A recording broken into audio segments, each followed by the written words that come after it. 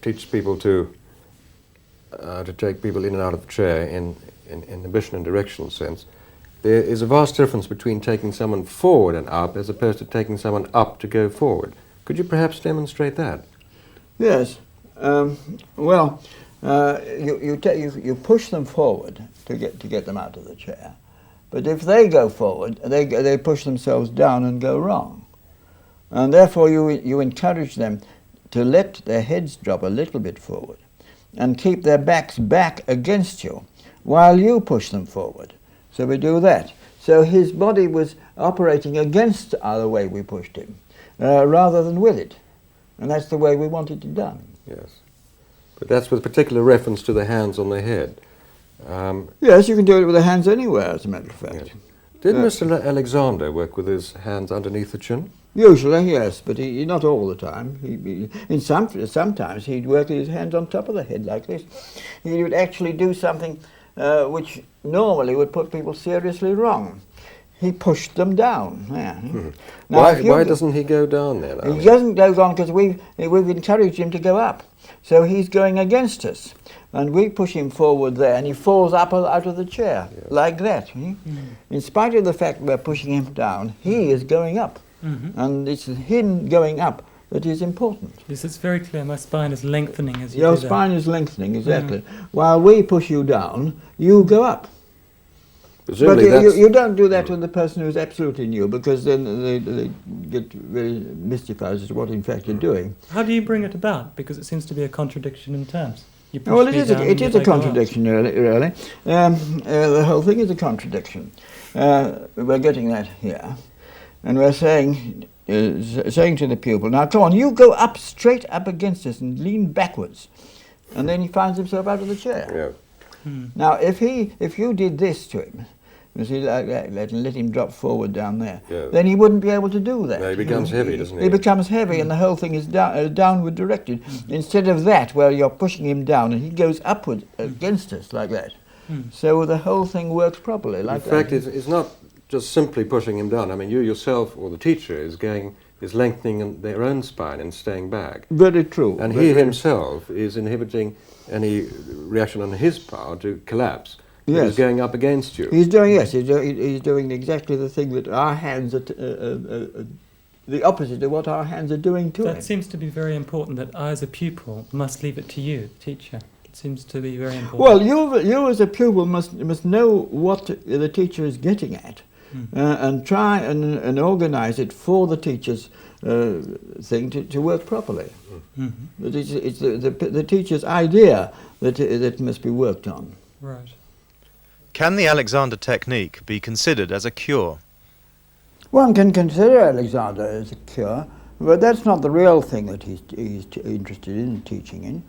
What Alexander really was interested in was changing people from a set of bad habits to a set of better ones, or I might even say a set of good ones, in which a cure would take place automatically as part of the learning process.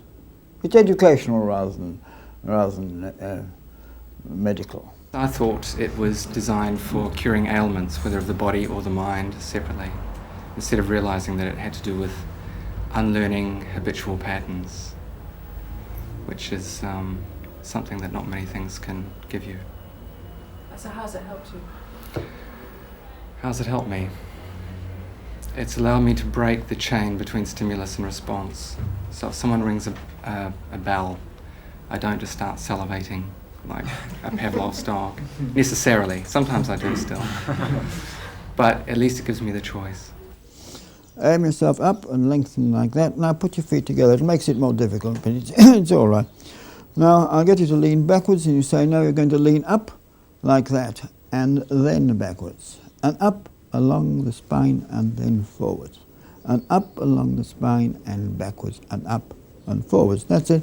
Now I'll get you out of the chair, and then we'll do a lunge. Aim yourself up, keep your back, keep your heels down, and I'll get you up there. That's it, that's good. And now I'll just turn you round like that, and do this for me. Put your left heel in the hollow of the right foot at an angle of about 45 degrees. And now I'm going to change my position. I'm going to come around here, and you can just lift your front leg up and drop forward onto the bent leg like that. That was good. I want the thrust along up your spine as you come back up straight with both legs straight. I want the thrust up your spine as you bend the back leg and do that.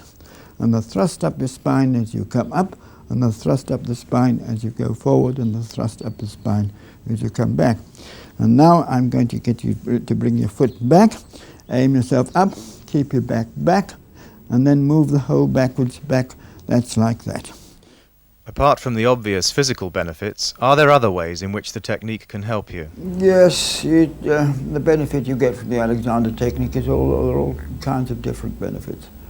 The most obvious one is most obvious ones are the physical benefit of being more healthy, more lively, more able, and so forth. The various other benefits that you get. I think that very often after lessons in the Alexander technique you can think straighter. I came into the technique for a physical reason. So that was my motivation. So I noticed the physical aspects of it first. And then I did note that as my thinking was changing, my body was changing as well. And I don't think you can separate the mental from the physical. Some people have motivation.